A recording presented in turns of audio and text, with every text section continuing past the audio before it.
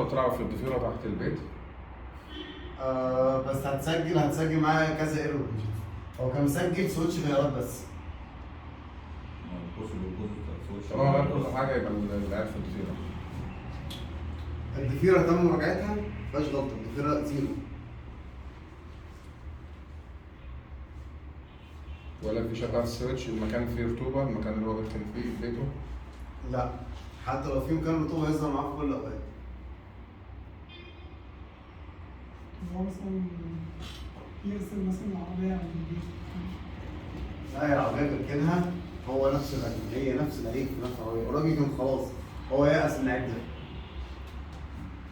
فانا لو جالي عيب زي ده هو عيب في فتيس صريح.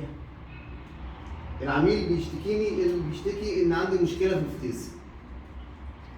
الفتيس فيه خلاص، هو بيجي في وقت معين. المشكله ان هو عنده في حالات في مكانين، فحتى لما بنروح مكان غير العيب ظاهر زي ما هو. راجع علبة الفيوزات والبي سي ام برضه راجع عمال يجرب.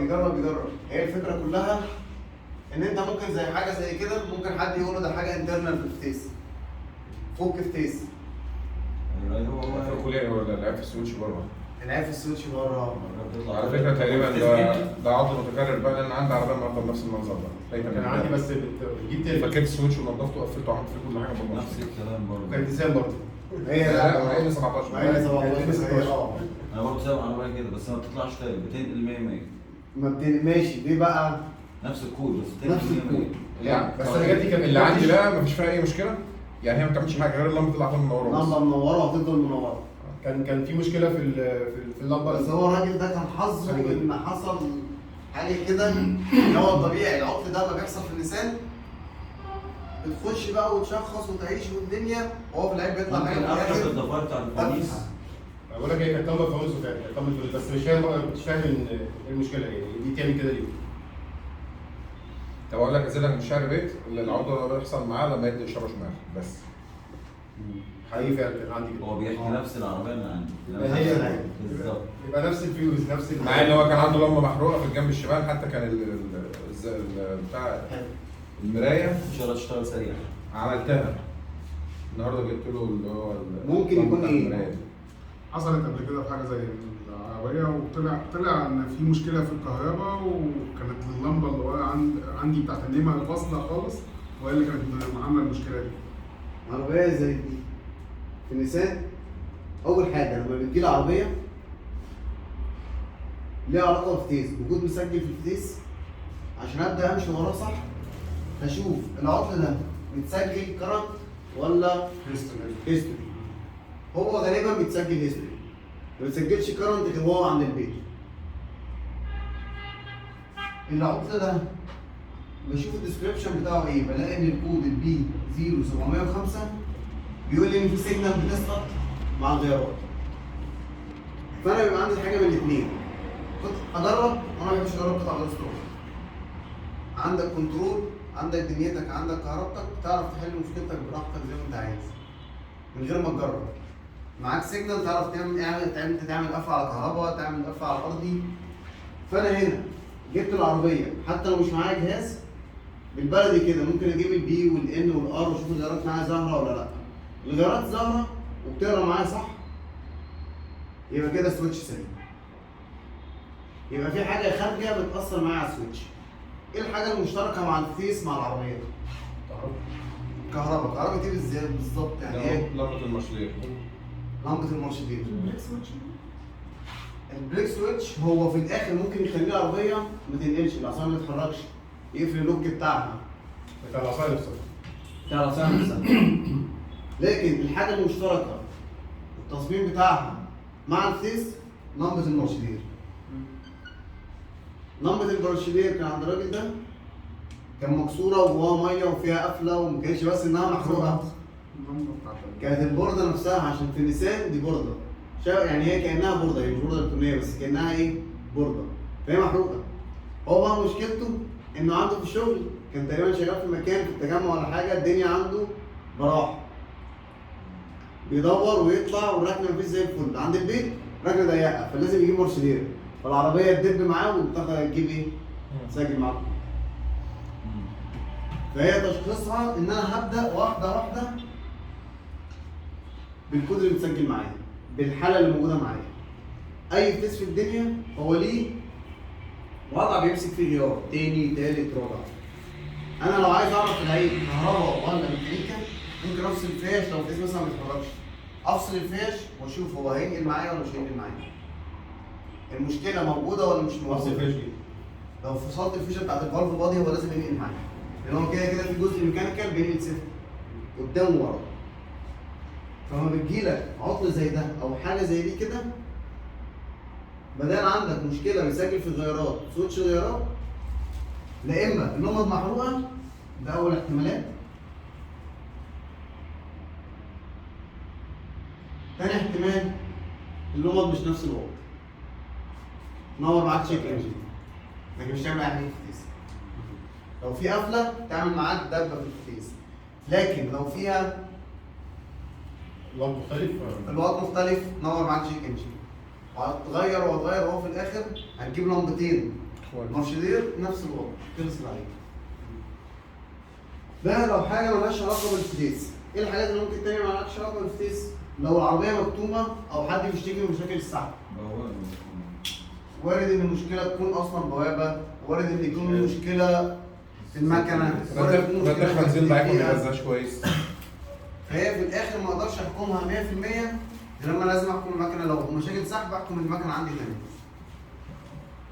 طيب مشكله تانية ممكن تاثر معايا وهي مالهاش علاقه برضك بالفتيس. لو عربيه كروز او نيو اوبترا، العميل بيمشي ساعه، العربيه دي اصلا فيها عيب مشهور انها بتقطع حساسات سرعه. في عندها عيب، مفيش اكواد مسجله، مفيش اي مشاكل، بس العميل يقول لك انا بمشي ساعه العربيه تقطع مني. ورا وقدام حساس سرعه ايه؟ اساس الكيلومتر. الكيلومتر يسقط معايا بعد ساعه من الشغل. ما بتسجلش اعطال. ما بتسجلش والله بدات لا، هو بيسجل لايف داتا، بيسجل طبعا ان الحساس السرعه سقط، بس هي بتقعد ساعه بيعمل معاك كده. يسخن. هو نفسه مش واضح. لو عنده عقد زي كده ابدا اشخصه ازاي؟ شخص جهاز اللايف بتاعته، شوف الحساس بيسقط مع درجه حراره الفتيس، ان هو بيمشي وقت معين وبعدين يخلص معاه. اكتر مشاكل بتقابلك في الفتيس هي نوع الزيت، الكميه بتاعته زائد الكميه، وده هينعكس معايا في حاجه مهمه جدا، درجه حراره. زائد ريش عشان الماجنتيك برضه. هينفع البنزين شغال واحد. لا هو حضرتك باشمهندس صالح، لو احنا طلعنا الكشاف الجامد قوي ده الدنيا هتهدى شويه. جرب كده، لا النص ايوه بس احنا كان هنسمع معاك اكتر وهو ايه ده بيسخن اهو.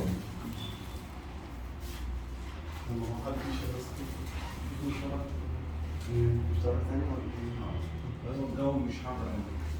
ممكن يفتح الشباك سنه صغيره، يفتح الشباك سنه صغيره وعشان الصوت بس يفتح سنه صغيره. فدي اي علاقه اعطال هيدروليكيه خلي بالك من درجه حراره الزيت.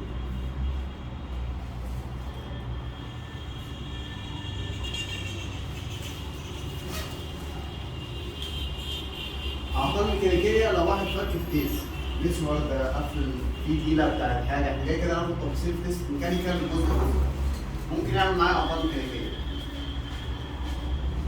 الحاجه اللي كمان ممكن تعمل معايا اعطال ميكانيكيه كتير، واحد فك فتيس مركبه وبعد كده شرخت بلوك، في مشكله في بند تعوض، بند اتكسر. في حاجات في التقفيل ممكن تبقى بسيطه جدا ان هي بتفرق معايا في الجزء الميكانيكال. الجزء الميكانيكال هو في الاخر عباره عن فلوس ورص كلاشات، رجعت فلوسك والكلاشات بتاعتك مظبوطه تنزل الميكانيكال مفيش مشكله. هناخدها ان شاء الله النهارده الجزء الميكانيكال ده تفاصيله في الفتيس الاربعه غيره، وهنطبق عليه ان شاء الله يوم الاربعاء على فتيس عمليه.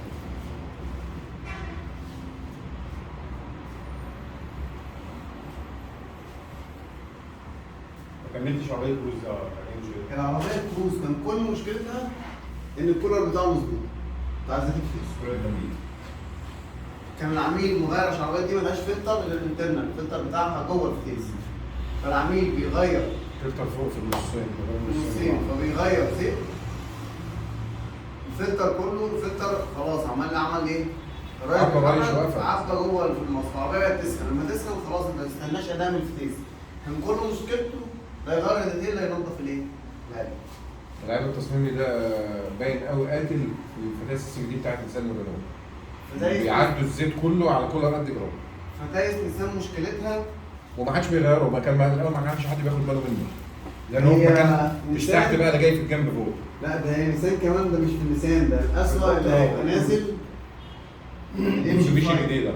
ام جي 5 نازله في الطريق زيت فتيس. واحد تحت واحد فوق. واحد تحت واحد فوق.